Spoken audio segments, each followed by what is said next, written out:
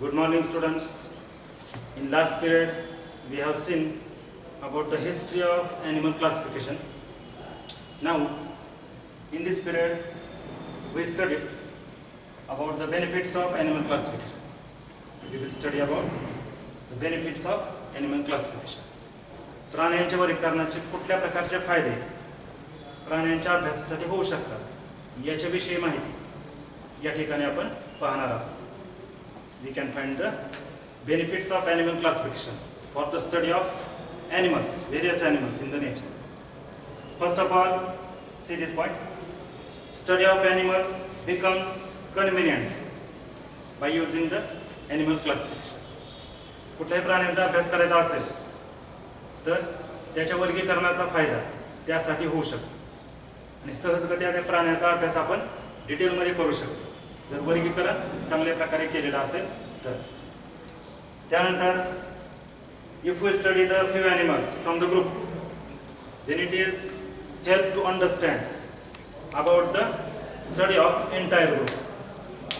If we study the few animals from the group, then it is help to understand the entire group animals by using this few animal group study. एखाद्या ग्रुपमधील गटामधील प्राण्यामध्ये काही प्राण्यांचा आपण अभ्यास केला त्या काही प्राण्यांचा केलेला अभ्यास हा पूर्ण गटाचा अभ्यास करण्यासाठी उपयोगी पडू शकतो. कुठलाही संघ असेल किंवा कुठलाही फायलम असेल एखाद्या फायलममध्ये एखाद्या प्राण्याचा आपण अभ्यास केला उदाहरणार्थ पायसेस हा क्लास आहे कॉर्डेटा संघातील. तर पायसेस म्हणजेच मत्स्यवर्गातील एखाद्या प्राण्याचा आपण अभ्यास केला एखाद्या माशाचा अभ्यास केला तर त्याचा अभ्यास हा त्या पूर्ण गटाच्या अभ्यासासाठी उपयोगी पडू शकतो.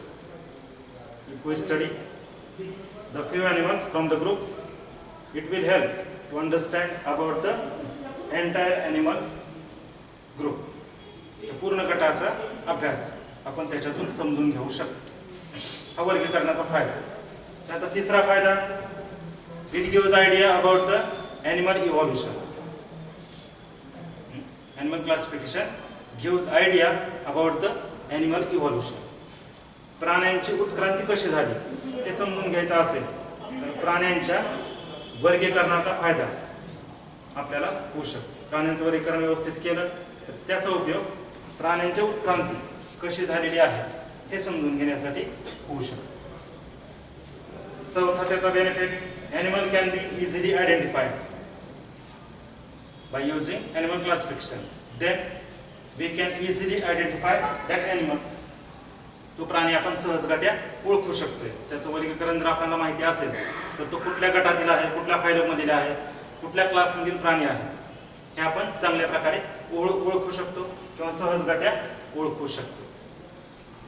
पाचवा benefit, it help to understand relationship of animal with another living organisms. एखाद्या प्राण्याचे त्या परिसंस्थेमध्ये इतर प्राण्यांबरोबर किंवा इतर सजीवाबरोबर कुठल्या प्रकारचे संबंध आहे किंवा नातं आहे हे आपण प्राण्यांच्या वर्गीकरणामधून समजून घेऊ शकतो. एखादा प्राणी ज्या परिसंस्थेमध्ये राहतो ज्या परिसरात राहतो त्या परिसरातील इतर सजीव जे आहेत त्याच्यावर त्याचं नातं कसं आहे हे आपण प्राण्याच्या वर्गीकरणातून समजून घेऊ शकतो.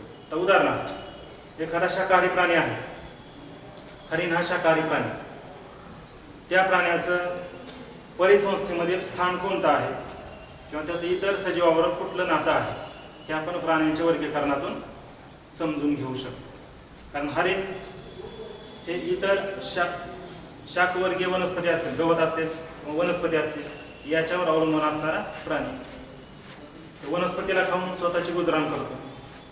परंतु याच हरणावर इतर प्राणी जगतात. उदाहरणार्थ मांसाहारी प्राणी लांडगा असेल किंवा वाघ असेल सिंह असेल यासारखे प्राणी हरणावर जगतात किंवा हरिण हे त्यांचं भक्ष्य आहे. तर इथं हरिण आणि त्याची परिसंस्था याच्यातील नातं आपल्याला त्याच्या वर्गीकरणातून समजून येऊ शकतं. म्हणून प्राण्याचं नातं इतर प्राण्याशी कसं आहे हे वर्गीकरणातून आपण समजून घेऊ शकतो. त्याचबरोबर प्राण्यांचा अधिवास वर्गीकरणातून समजू शकतो. Animal classification help to understand the habitat of that organism or that animal. Animal classification also help for the exact role of that animal in the nature. त्या प्राण्याची त्या निसर्गातील परिसंस्थेतील कुठली भूमिका आहे ते आपण प्राण्याच्या वर्गीकरणामधून समजून घेऊ शकतो. त्याची भूमिका कुठल्या प्रकारची आहे, म्हणजे तो स्वतः भक्ष आहे का भक्षक आहे, तो कोणत्या प्राण्यांचं भक्ष ठरू शकतो किंवा तो कोणत्या प्राण्यांना भक्षण करतो, म्हणजेच त्याचा रोल किंवा त्याची भूमिका निसर्गामध्ये परिसंस्थेमध्ये कुठल्या प्रकारची आहे हे आपण समजून घेऊ शकतो प्राण्यांच्या वर्गीकरणामधून. आणि शेवटचं याच्यातील बेनिफिट आहे अडॅप्टेशन. प्राण्याचं अनुकूलन कसं साधलं गेलेलं आहे हे प्राण्याच्या वर्गीकरणातून आपण समजून घेऊ शकतो. It help to understand the adaptation of that organism in that ecosystem. For example camel. Camel is a type of mammal. उंट हा प्राणी सस्तन प्राण्यामध्ये मोडणारा प्राणी आहे. आता उंटाचं अनुकूलन कसं झालेलं आहे आपल्याला माहिती आहे, याच्या अगोदर आपण अभ्यासलेला आहे. उंट हा प्राणी वाळवंटात राहणारा प्राणी आहे. याच्या पोटामध्ये पाणी साठवण्यासाठी एक विशिष्ट पिशवी असते. त्याचबरोबर त्याचे पाय वाळवंटात चालण्यासाठी अनुकूल झालेले आहेत. त्याचे डोळे कान हे सुद्धा वाळवंटात राहण्यासाठी अनुकूलित झालेले आहेत. म्हणजे प्राण्याच्या वर्गीकरणाचा उपयोग त्याचं अनुकूलन कसं झालं, अडॅप्टेशन कसं झालेलं आहे हे समजून घेण्यासाठी केला जाऊ शकतो.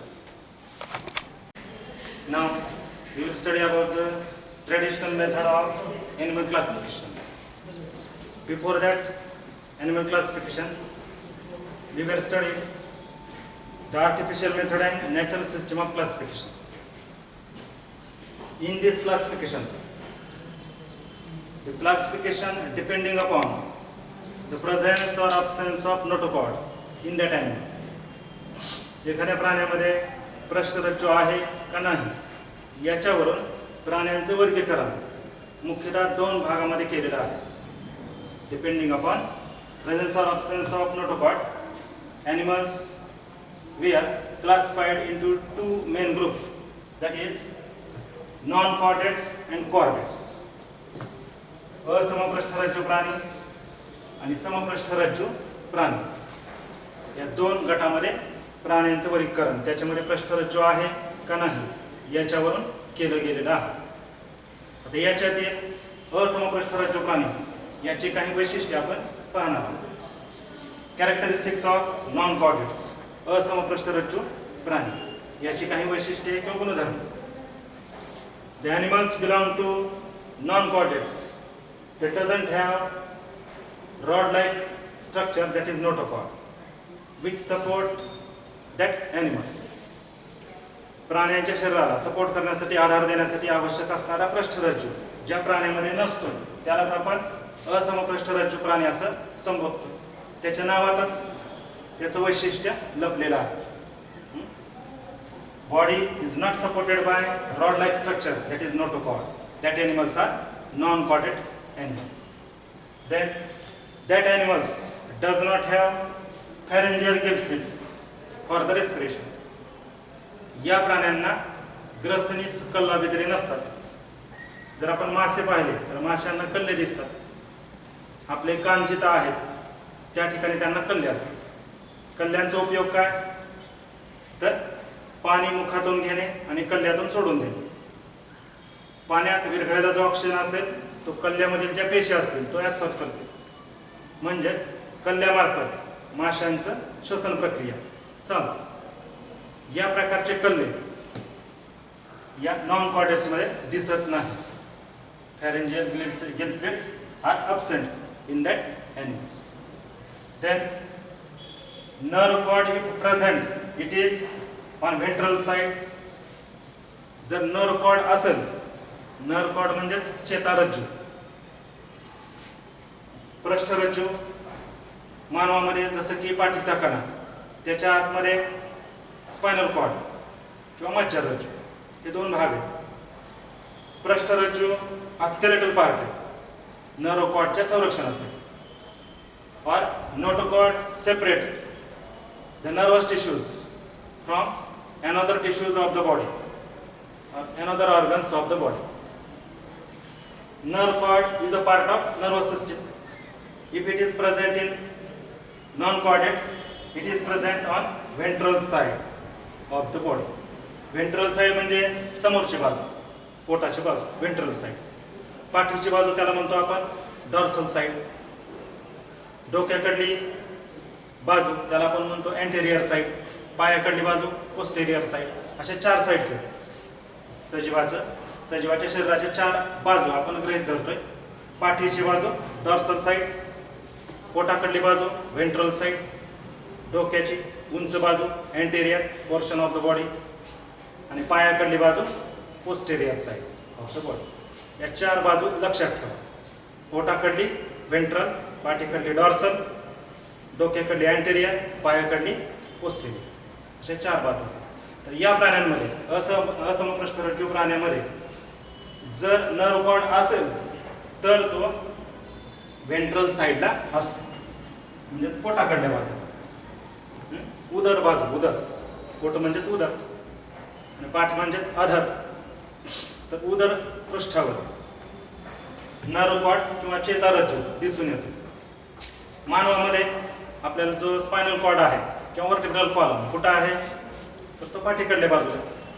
मानवामध्ये जो स्पायनल कॉर्ड किंवा वर्टिब्रल कॉलम कुठं आहे तर पाठीच्या बाजूला डॉर्सल साइडला. नॉन कॉर्डेट्स मध्ये मात्र जर तो असेल तर तो व्हेंट्रल साइडला असतो, म्हणजेच पोटाच्या उदर बाजूस तो दिसून येतो. असा nerve cord it is solid and paired. Solid आणि पेअर्ड या नेचरचा तो आहे. Then if that animals having heart is present on dorsal side. हृदय मात्र पाठीच्या बाजूला आहे. हृदय पाठीकडल्या बाजूला किंवा डॉर्सल साइडला दिसून येते. आपल्यामध्ये हृदय पुढच्या बाजूला, छातीच्या पिंजऱ्यामध्ये समोरच्या बाजूला, म्हणजेच व्हेंट्रल साइडला आहे मानवामध्ये. असमपृष्ठरज्जू प्राण्यामध्ये ते मात्र डॉर्सल साइडला दिसून येते. आता याच्याप्रमाणेच नॉन कॉर्डेट्सचे जसे आपण कॅरेक्टर पाहिले तसेच कॉर्डेट्सचे कॅरेक्टर्स किंवा समपृष्ठरज्जू प्राण्यांचे काही वैशिष्ट्ये आपण इथं पाहूया. याच्या विरुद्ध chordate animals having notochord as a supportive rod. इथं नॉन कॉर्डेट्समध्ये किंवा असमपृष्ठरज्जू प्राण्यामध्ये पृष्ठरज्जू नव्हता. कॉर्डेट्समध्ये मात्र पृष्ठरज्जू असतो. आपल्यामध्ये पाठीच्या कण्याच्या स्वरूपात तो पृष्ठरज्जू दिसून येतो. पृष्ठरज्जू हा कार्टिलेजिनियस स्केलेटन याच्यापासून बनलेला आहे. किंवा आपल्या सुद्धा एम्ब्रायोनिक स्टेजमध्ये, मानवाच्या सुद्धा एम्ब्रायोनिक स्टेजमध्ये पृष्ठरज्जू दिसतो. पण जसं डेव्हलपमेंट होईल, एम्ब्रियोचं डेव्हलपमेंट होईल तसं या नोटोकॉर्डचं रूपांतर वर्टिब्रल कॉलममध्ये होतं किंवा पाठीच्या कण्यामध्ये. ज्या पाठीच्या कण्यात 33 मणके आहेत असा पाठीचा कणा या नोटोकॉर्ड पासूनच विकसित होतो एम्ब्रायोनिक स्टेजमध्ये.